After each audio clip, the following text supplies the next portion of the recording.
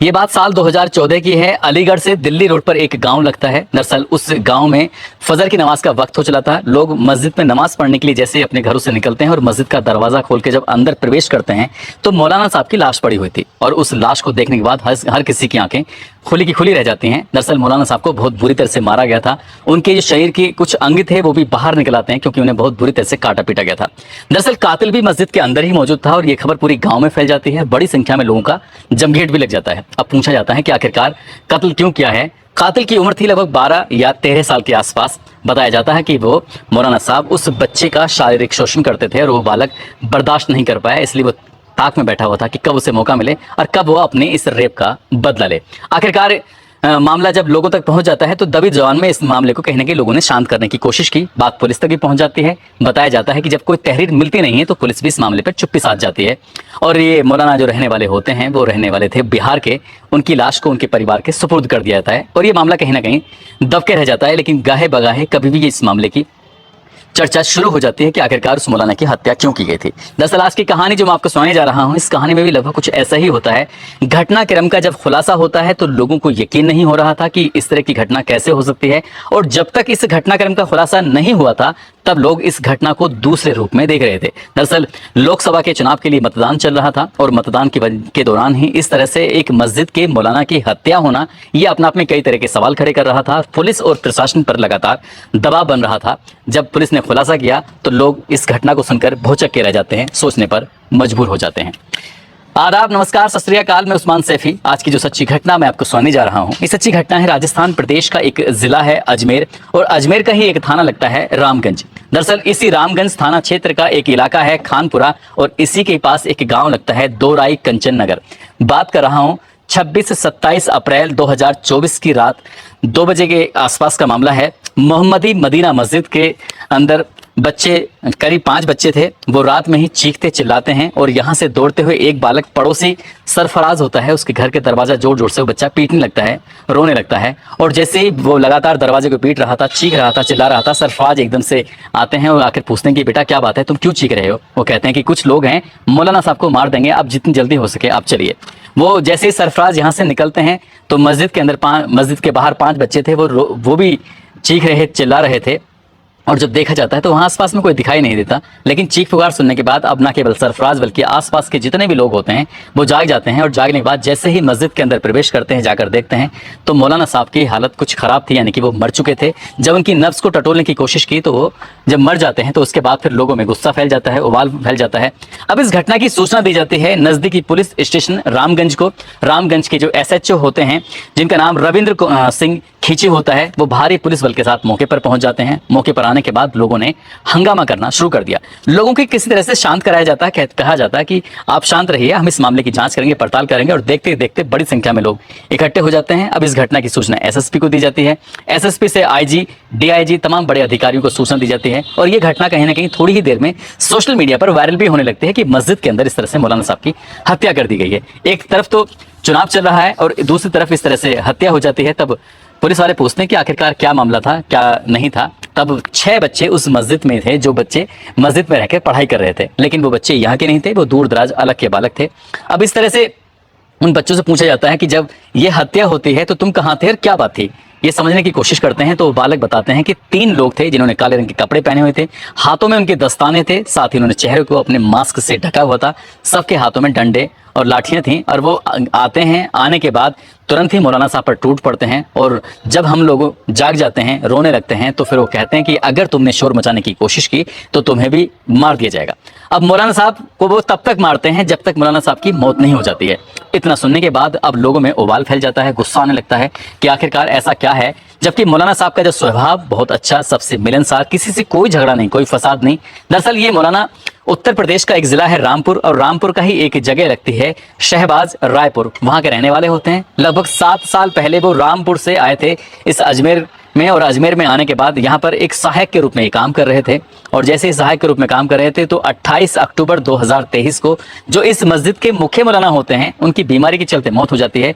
इसलिए इन मौलाना साहब को ही जिम्मेदारी दे दी जाती है, जिनका नाम होता है मोहम्मद माहिर, जिनकी उम्र लगभग 32 साल के आसपास होती है। इतना अच्छा स्वभाव आखिरकार कौन इनकी हत्या करेगा। दिन निकल आता है, पुलिस ने किसी तरह से लोगों को समझाया बुझाया, लाश को कब्जे में लिया, उसको पोस्टमार्टम के लिए भेजा और पोस्टमार्टम रिपोर्ट भी आ जाती है। पोस्टमार्टम रिपोर्ट से आखिर ये पता चलता है कि इन्हें लाठी डंडों से पीटा गया, साथ ही इनका गला घोंटकर इनकी हत्या कर दी गई। अब बस एक सवाल एक ही था कि आखिरकार ये हत्या किसने की है। तब बड़ी संख्या में लोग इकट्ठे होते हैं। इकट्ठे होने के बाद डीएम और एसएसपी के दफ्तर को घेराव कर लेते हैं और घेराव करने के बाद कहते हैं कि जितनी जल्दी हो सके इस घटनाक्रम का खुलासा कर दीजिए और सही कातिलों को आप गिरफ्तार करके जेल भेज दीजिए, नहीं तो फिर हम लोग सड़क पर उतरने के लिए मजबूर होंगे, प्रदर्शन करने के लिए मजबूर होंगे। जाहिर सी बात है, पुलिस और प्रशासन पर लगातार दबाव बढ़ने लगता है और पुलिस और प्रशासन अपने तरीके से जांच पड़ताल करना शुरू कर देता है। पांचों बच्चों से बारी बारी से पूछा जाता है। पांचों बच्चों ने एक ही बात जो पहले बताई थी वही बात बताते हैं। अब वो 3 व्यक्ति कौन थे, कहां से आए थे, क्यों मौलाना साहब की हत्या की है, यही एक सवाल था। पुलिस ने अब इस मामले की जांच पड़ताल करना शुरू कर दिया। अब इसके बाद इनका पोस्टमार्टम होता है। पोस्टमार्टम के बाद इनकी जो डेड बॉडी थी, लाश थी, उनके गांव की तरफ भेज दी जाती है। इनके रामपुर के जो जहां के रहने वाले थे वहां भेज दी जाती है और पुलिस पे लगातार दबाव बढ़ रहा था। आखिरकार पुलिस ने अलग अलग लोगों से पूछताछ की, साथ ही जो उस इलाके में जितने भी सीसीटीवी कैमरे लगे हुए थे उन सीसीटीवी कैमरों को खंगालना शुरू किया है। तो पुलिस को 2 संदिग्ध व्यक्ति दिखाई देते हैं। अब वो कौन थे, कहां से आए थे, उनके चेहरे थोड़े धुंधले थे, इसलिए उनका पता नहीं चल पा रहा था कि वो कौन थे। पुलिस ने उन्हें तलाश करना शुरू कर दिया और धीरे धीरे करके एक एक दिन बीतने लगता है। 1 सप्ताह बीत जाता है, 8 दिन बीत जाते हैं, 10 दिन बीत जाते हैं, लेकिन घटनाक्रम का खुलासा नहीं होता। लोगों में गुस्सा बढ़ने लगता है और इसी तरह से करते करते लगभग 12-13 दिन हो जाते हैं। यानी कि अब कहानी पहुंच जाती है 13 मई 2024 तक, लेकिन घटनाक्रम का खुलासा नहीं होता है। तो लोगों में थोड़ा सा उबाल बना होता है, गुस्सा बना होता है। सोशल मीडिया पर तरह तरह की बातें शुरू हो जाती हैं कि मौलाना साहब की हत्या हो गई है और पुलिस प्रशासन इस मामले में कार्रवाई नहीं कर रहा है। तब मनोवैज्ञानिक रूप से इस घटनाक्रम का खुलासा करने की पुलिस दावा करने लगती है। दरअसल मनोचिकित्सक बच्चों के साथ बिठाए जाते हैं, उनसे बातचीत की जाती है और अलग अलग तरह के सवाल किए जाते हैं। जब अलग अलग तरह के सवाल किए जाते हैं और अलग अलग टाइम में सवाल किए जाते हैं तो बच्चे टूट जाते हैं। आखिरकार जब बच्चे टूट जाते हैं तब वो सच सामने आता है। दरअसल बताया जाता है कि मौलाना साहब अपने घर गए हुए थे और इसमें टोटल मिलाकर 15 बच्चे पढ़ाई कर रहे थे। वो नमाज भी पढ़ते थे, साथ ही तालीम भी हासिल कर रहे थे, यानी कि दीनी तालीम हासिल कर रहे थे। और ईद होने की वजह से 10 बच्चे अपने अपने घर चले जाते हैं क्योंकि वो दूर दराज के बच्चे थे।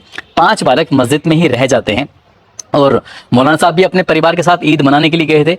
25 अप्रैल 2024 को मौलाना साहब जब आते हैं तो साथ में उनके एक नाबालिग बालक होता है जिसकी उम्र लगभग 12 या 13 साल के आसपास होती है।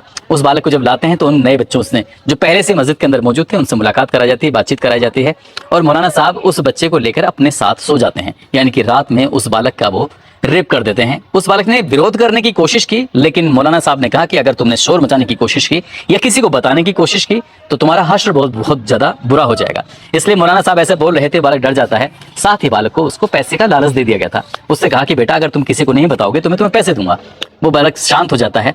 दिन निकलता है, यानी कि अब 26 अप्रैल आ जाता है और जब 26 अप्रैल को वो बाकी जो बच्चे थे, 5 बालक जो पहले से मौजूद थे उस मस्जिद के अंदर, तो उनसे पूछा जाता है, उन बच्चों ने पूछा कि रात तुम्हारे साथ क्या हुआ। तो वो बालक थोड़ा सा शर्माने लगता है, झिझकने लगता है और रोने लगता है। वो कहते हैं कि रोने की जरूरत नहीं है, जैसा तुम्हारे साथ यह यहाँ पर एक बार हुआ है, हम लोगों के साथ तो पिछले 4 साल से लगातार ऐसे ही होता चला जा रहा है।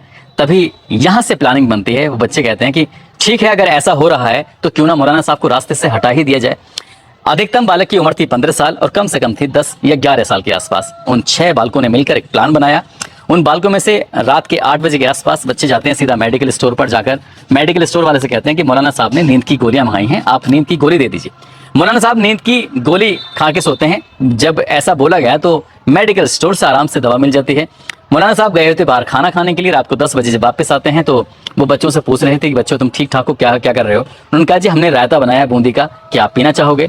उन बच्चों ने मौलाना को रायते का ऑफर दिया तो मौलाना साहब कहते हैं कि ठीक है मैं पी लूंगा। उसके बाद उस रायते को वो पी लेते हैं। उन्हें पता नहीं था कि इसके अंदर नींद की गोलियां डाल दी गई हैं और जिससे क्या उनकी हालत कुछ ज़्यादा अच्छी नहीं होने वाली, इनकी बेशुद्ध जैसी हालत में वो पहुंच जाएंगे। बालकों ने प्लान बनाया था कि पूरी रात सोना नहीं है और इसके बाद जब मौका लगेगा तब उसके बाद काम करेंगे।